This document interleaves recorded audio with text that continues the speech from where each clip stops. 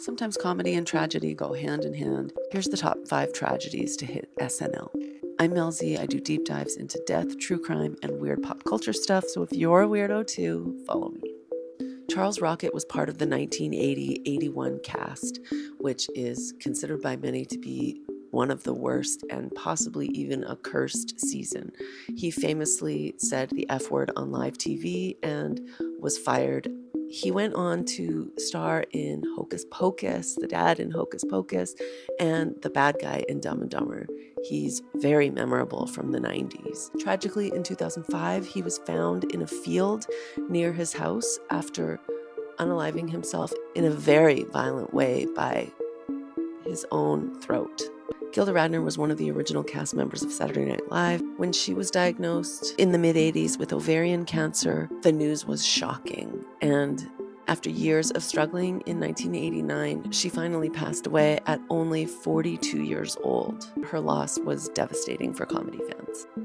John Belushi was a fan favorite right from the start. His wild characters on the show and in movies had people falling in love with him.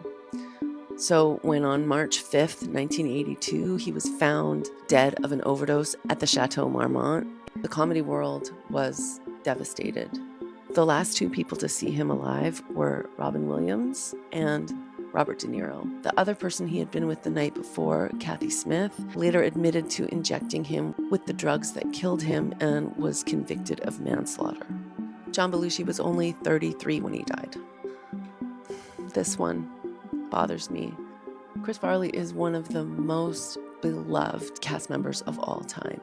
Beneath his explosive, larger-than-life personality, you could feel the sadness, and I think that's why people connected with him so much. In December of 1997, Chris Farley was found in his Chicago apartment, also dead from an overdose. He also was only 33, and so the parallels between his death and his hero, John Belushi, were impossible to ignore. Phil Hartman was one of the most talented performers on SNL. So when on May 28th, 1998, the news came out that Bryn Hartman, his wife, had murdered him while he slept and then took her own life as well, it was absolutely shocking.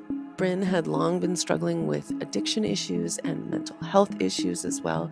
She had been trying to get help, but it ended in tragedy. Which one of these bothers you the most? For me, it's number 1 and number 2.